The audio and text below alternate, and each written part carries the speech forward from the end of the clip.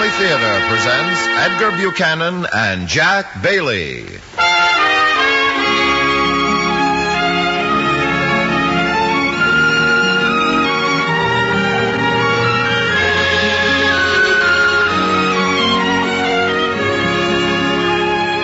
From Hollywood, the Mutual Network, in cooperation with Family Theater, presents Retired, starring Edgar Buchanan. And now, here is your host, Jack Bailey.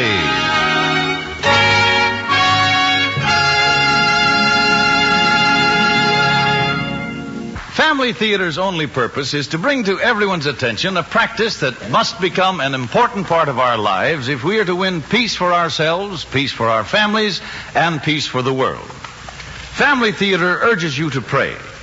Pray together as a family.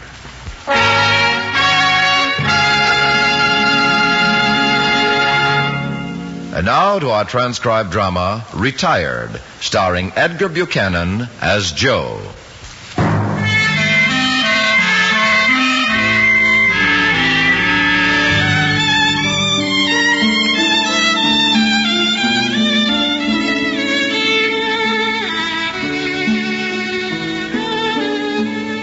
When Joe Hunter took the New Haven down to New York, he tried to think of everything, anything, but what the doctor's report would be. If the report was good, he and Effie could take that vacation they'd planned up in Vermont. But if it wasn't good, well, they'd have to figure things out. As I said, Mr. Hunter, with plenty of rest, not too much activity, and, well, you know, just take things easy. Yep. You'll be as good as new before long. I see. Well, but what about my job, Dr. Johnson? Well, that's hard for me to say. I mean, you should retire. That's what I meant by taking it easy. But, well, look, as a doctor, I can only advise you. Oh, sure. You're thinking about money. Well, I'm really eligible for a pension right now. It's just, I thought maybe a few years more, or maybe put a little bit aside. See, our children are all raised now. 2 of them married. And the third one's still at home with you and your wife, huh? No, Bert was killed in Korea. Oh, I'm sorry. But Pete, my younger boy, he's doing just fine. He's got a new job, nice wife and baby. Wow. Marge, that's my daughter. She's got 2 kids and lives out in Chicago. You sound pretty proud of them. Yes, indeed. They're fine children. Of course, Pete, well, he kind of had a hard time finding just the kind of a job he liked.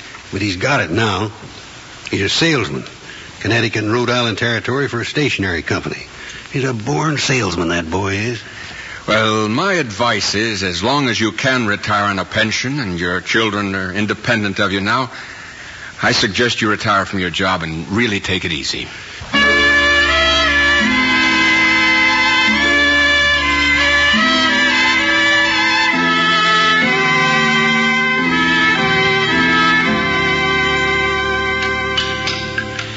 But, Effie, you don't understand what this is going to mean to us. Now, Joe, just sit down at that table and stop your worrying while I get this cake in the oven.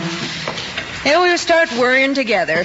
But it means getting along on a pension. Of course, the house is all paid for. Kids are settled down now with Pete getting that good job. Mm-hmm. But it isn't going to be easy, Effie. And it's going to be mighty boring. There now. And you always said you couldn't stand a man underfoot all day long. Well, you're not going to be. I'm not?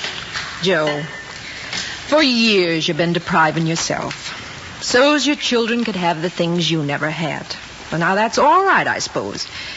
But what you've been doing the past 7 years is wrong. Oh, Effie. I'll do the talking for a minute.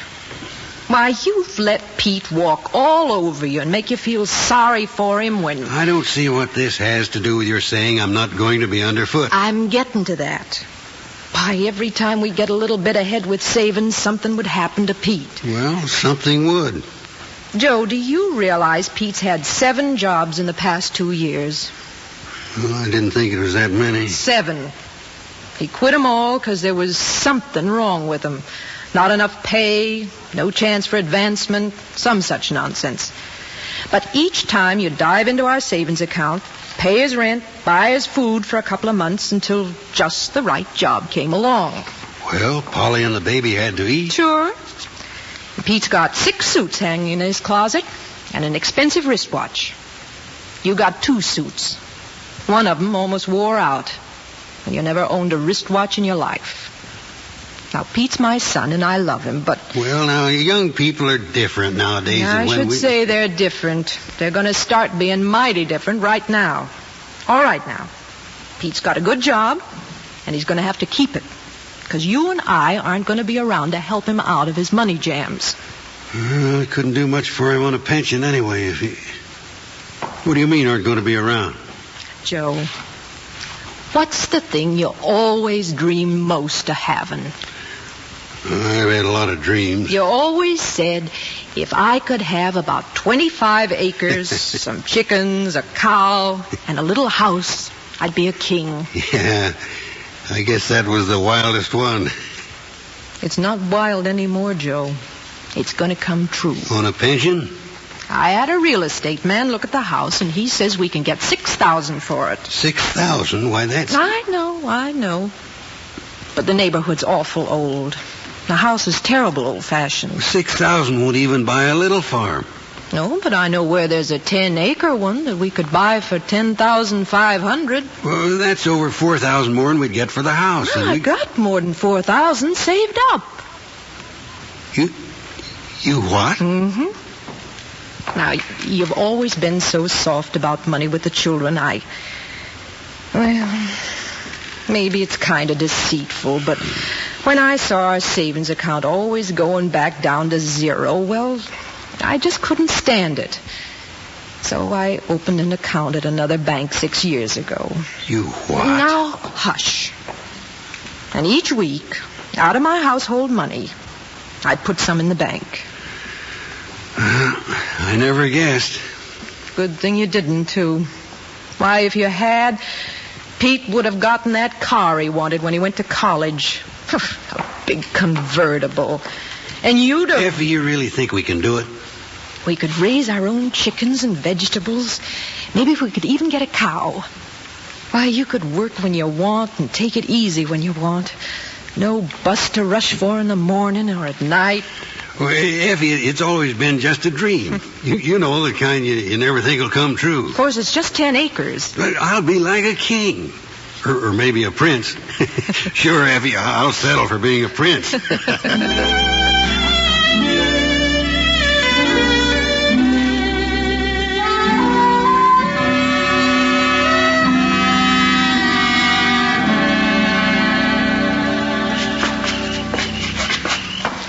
Wait a minute, Pete. Don't ring the doorbell yet. What's the matter? Well, do you think you're doing the right thing? Look, Polly, we've talked this out ever since I got home tonight. And you agreed with me. It's an opportunity I just can't pass up. I know, but you folks... I mean, if there was some way we could do it on our own... Not moving in with them and your mother taking care of the baby so I can go back to work. Honey, there isn't any other way. You have to go back to work for a while. Look, as I said before, the job has terrific possibilities for advancement. But it means a big cut in salary at first. But your mother and father They'll be glad to have us. I guess you're forgetting the money we owe on the furniture. And the baby's doctor bill that isn't even paid yet. All right, Pete. Hi, Dad. Well, just the people I wanted to see most. Have I ever got good news for you youngsters? Well, that's a coincidence, Dad. We've got news for you, too.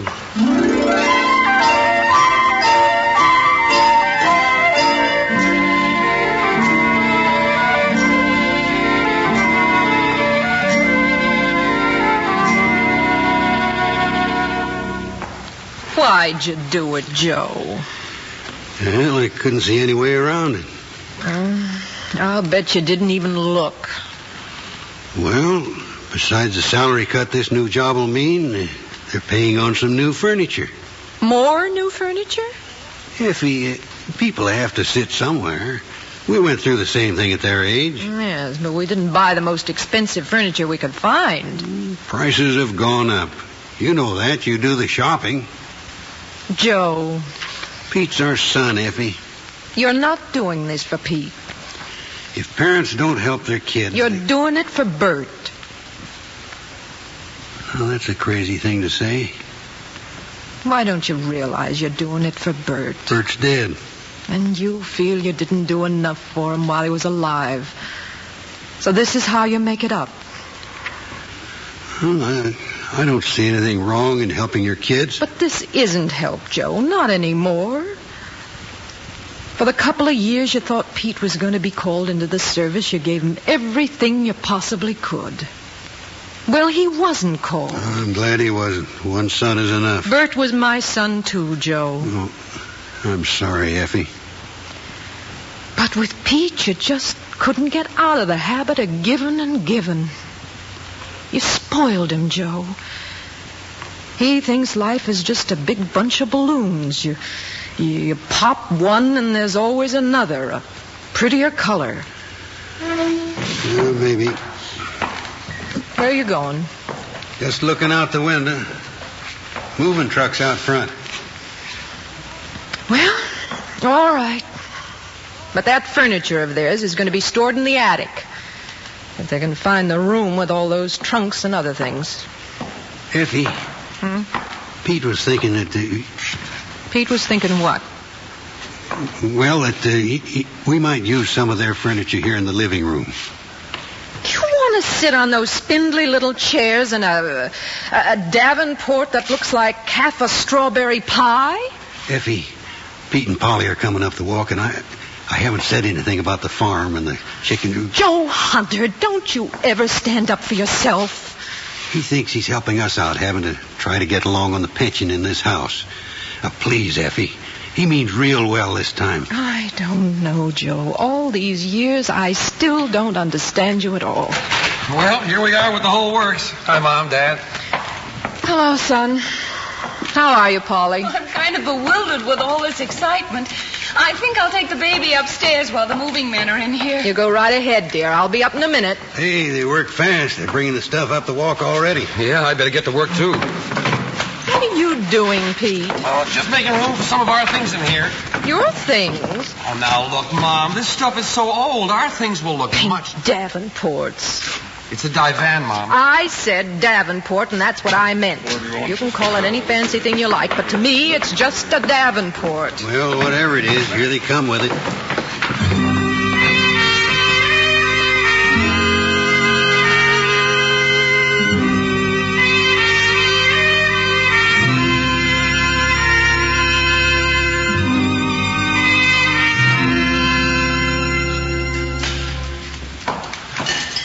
Well, it was quite a party they had here last night. Yes, indeed it was.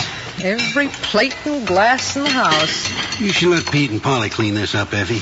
Have my kitchen a mess until Sunday noon? No, thank you. I got my roast to put in, vegetables and potatoes to fix.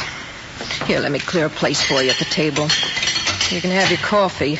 I did manage to make some. Thank you, Effie. You look tired, Joe. Well, I didn't get much sleep. Not used to the noise, I guess. Joe, they've been with us 3 months now. How long's it going to go on? You said after Pete got on his feet, you'd tell him about our buying a farm. Effie, as long as we started this, let them do it right. They've got the furniture all paid for, and Pete says he just owes the doctor $25 more. You know, I worry about you, dear, but... instead of helping you, I just make matters worse, being so cranky and nagging about it. You've been fine, honey. Just fine. But I see you pacing around this house with nothing to do all day, and I get so... No, that's not true, Effie. I made all the new shelves for the pantry. Shelves. The house is bursting at the seam with the shelves you've made. That's all I know how to make. I suppose I could try making a rocking horse for the baby, but she's pretty young yet. Wouldn't you think the baby would know it's Sunday morning and let us sleep? Morning, Pete. No, she wants her bottle. In fact, she's making quite a racket about it. Morning, Mom. Don't you think you better heat it? Oh, yeah, I forgot. Here. Let me do it. Men are all thumbs. Coffee smells good. Think I'll have a cup. If you can find a clean cup to pour it in. There was quite a party last night. Quite a party. It certainly was. Your boss was here, wasn't he, Pete? You bet he was. It doesn't hurt inviting your boss to a party now and then. Well, what about a raise, son? Does it look like one's coming along? You want to know a secret? What? Bob gave me a strong hint last night. In about a month, I can expect a pretty good boost in money and a promotion. Now, how about that? Oh, son, that's just wonderful. I knew you'd do it, boy. Talking about secrets. And that isn't all. Bob's putting my name in at the country club for a membership. The country club? Uh-huh. You mean you're going to join the country club? Well, sure. It's good for business, you know. Nothing like success breeding success. And not only that, well, you folks sit around the house so much. Now we can all go to the club on Sundays for dinner. Do you mean to tell me you're actually going to join the country club? What's the matter, Mom? Here's the baby's bottle, Pete. Thanks. Oh, by the way, we won't be home for dinner. We're driving out to Bob's summer place for the afternoon. We're driving out to Bob's summer place for the afternoon. Joe, we've just got to tell Pete about... Joe, what's the matter? I don't know, Effie. I feel funny. Kind of dizzy. No, don't try to get up. Just sit there for a minute. I'll be all right. Don't worry, honey. Be all right in just a minute. Catch my breath. Here, take one of your pills. Here, dear. Drink this. Thanks, honey. Joe!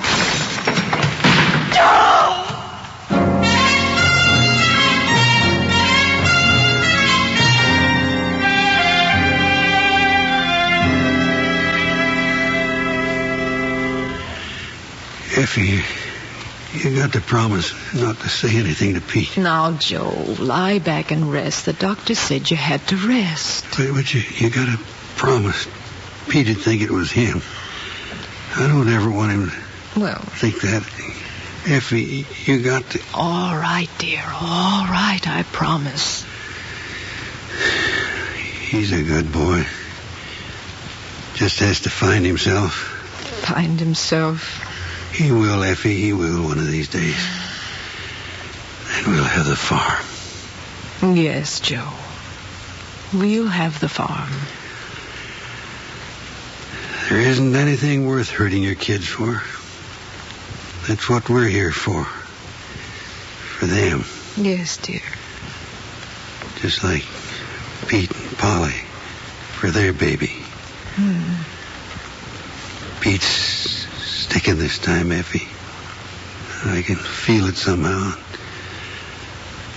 After all, that's more than half his battle. Yes, dear. Now try and go to sleep. You need lots of sleep and rest. Pretty soon, the little farm, Pete and Polly will settle. Shh. I'll be here. That's it. Sleep. Sleep.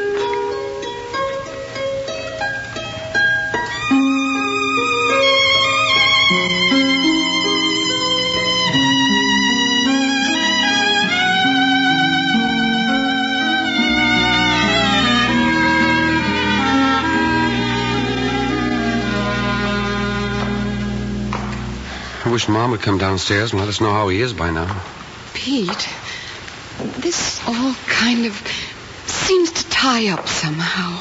Tie up? What do you mean, Polly? I don't know. I haven't figured it out, but remember when we came here that night to ask your father and mother if we could move in with them? Yeah, I remember. And when he told us he had to retire because of his health, you jumped at it, saying our moving in would help them out, too. Well, sure, and it has. After all, Dad's pension is fair, but not enough to run this big old house. Well, the heating bill alone Wait a minute. I agreed with you at the time. I really did think we were helping them out. But now, I don't know. Now, look, Polly, of course it's helped them out. Maybe not. Yesterday, when the mail came, there was a real estate man's card in the box. And across the bottom of the card, he'd written, "I have a party interested in looking at your house if you're now ready to put it on the market." Ready to put it on the market? What do you suppose that meant? I don't know. But I'm going to find out. Take care of the baby till I get back, Pete. And don't tell your mother where I've gone. Oh, I won't. Hey, where are you going?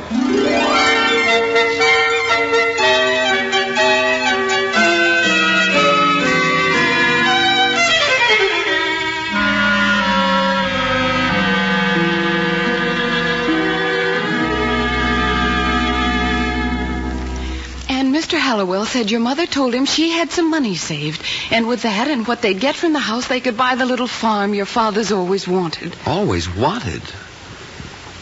Well, I remember when we were kids, he used to talk about a farm, but we thought it was just pipe dreaming.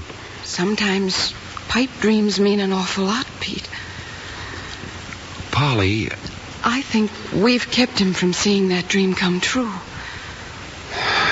Good grief, the way I barged in here, big as life, thinking I was saving the old homestead. But you didn't know, Pete. Well, I should have known. Families are...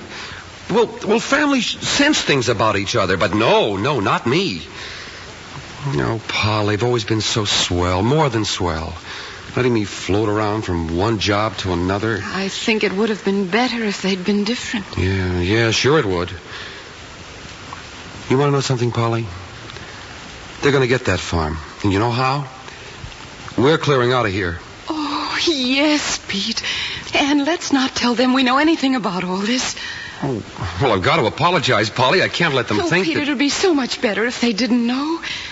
If it's hard for us to get along, your father would never forgive himself. Let him think we want to get along by ourselves. Yeah, that would make it a lot easier.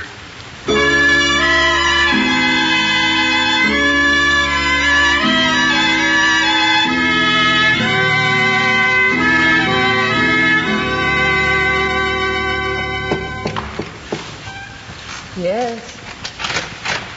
How is he, Mom? Shh. Sleeping. I think he's better. What happened?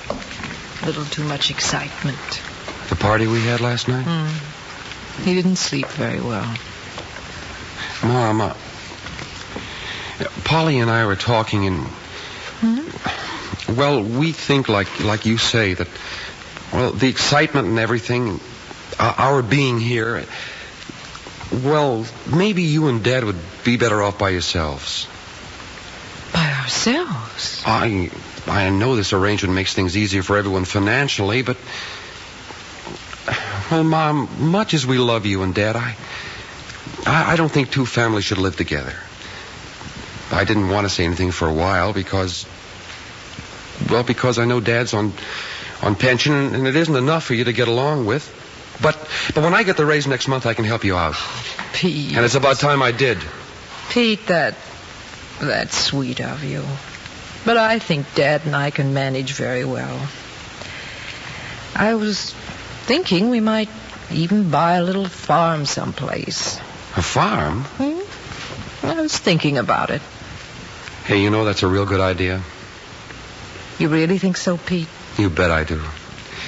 I seem to remember Dad used to talk about a farm once in a while when we were kids. That's right. I bet he hasn't thought of it in years. Why don't you suggest it to him when he wakes up? It might even take the edge off of our leaving. You're a good boy, Pete. You better get some rest yourself, Mom. Tell Dad we'll see him tonight. Well, go ahead and tell me. You big faker. Well, you're the one who said I was asleep. Lying there eavesdropping. They're my eaves. I paid for them. Oh, Joe, isn't it wonderful? They want to move. Don't tell me you fell for that. What? I'm not saying they don't want to move. But that's not the main reason they're doing it. I told you Pete was a born salesman. You think it's for us? Who else? I'll bet he hasn't thought of it in years, says Pete. And you swallowed the bait. So you're mighty peppery for a man who had a fainting spell half an hour ago. Well, I just happen to be feeling peppery. Joe, he is a good boy. He's a fine boy. Sure he is, honey. I noticed something when I was lying there with my eyes shut, listening to him. How much his voice sounds like Bert's. You remember when they were kids and one of them would yell up from the basement or out in the backyard? We weren't always sure which it was. Oh, I could always tell. You could not. Well, maybe not every time. Lying here just now, it sounded a little like Bert talking. On some of the words. They're a lot alike. You still think I spoiled him, Effie? Yes. But I'm glad you did.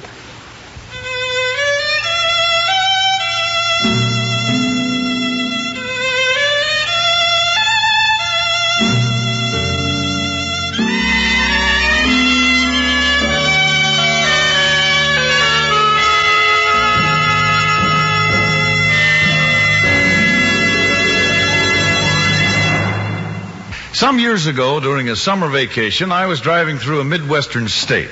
After several hours of driving, I began to feel kind of drowsy, so I pulled into a small town, parked, and started into a diner for a cup of coffee.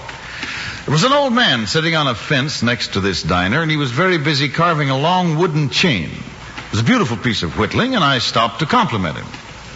"Ain't nothing to it," he said.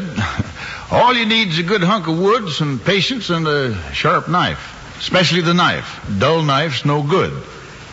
Well, I never got a merit badge for wood carving, so I agreed that he was probably right. "Yeah," he said, "it's a lot like people. People are like a knife." Well, that stopped me for a minute, but he went on. "After you use a knife considerable, it gets kind of dull. Won't cut nothing. So what do? You get yourself a good oil stone. Before you know it, it's back in shape again. All ready to serve the purpose it was made for." The purpose it was made for. Well, that line stayed with me, and I began to see what he meant when he said, people are like knives. They've got a purpose. But often a man gets himself in the same condition as an old knife. You might say he's lost his edge and isn't serving the purpose he was made for. Lucky for man, though, that there's an oil stone handy. You see, prayer is man's oil stone. In other words, if you hone a knife every day, it'll always be sharp. Same with the man. If he sticks to saying his prayers every day, he'll always be sharp in the sense of being in shape to serve the purpose he was made for. Yes, sir, that old fellow's statement made sense to me. Daily prayer keeps a man in touch with his Creator. The same, of course, applies to families. That's why Family Theater brings you this program each week, to remind you of the great good we can all derive from family prayer, and that the family that prays together stays together. More things are wrought by prayer than this world dreams of.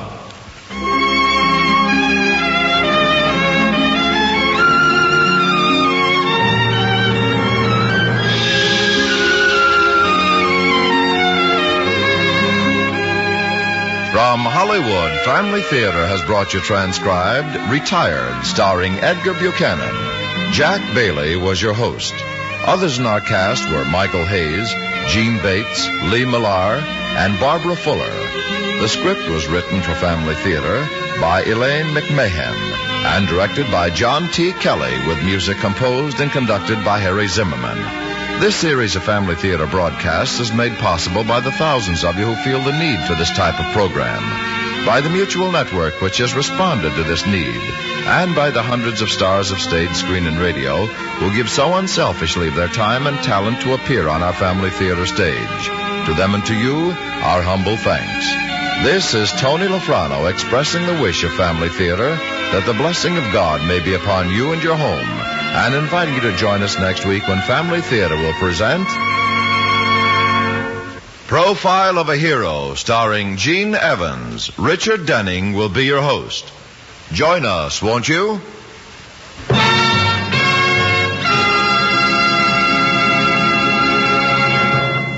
Family Theater is broadcast throughout the world and originates in the Hollywood studios of the world's largest network. This is Mutual, the radio network for all America.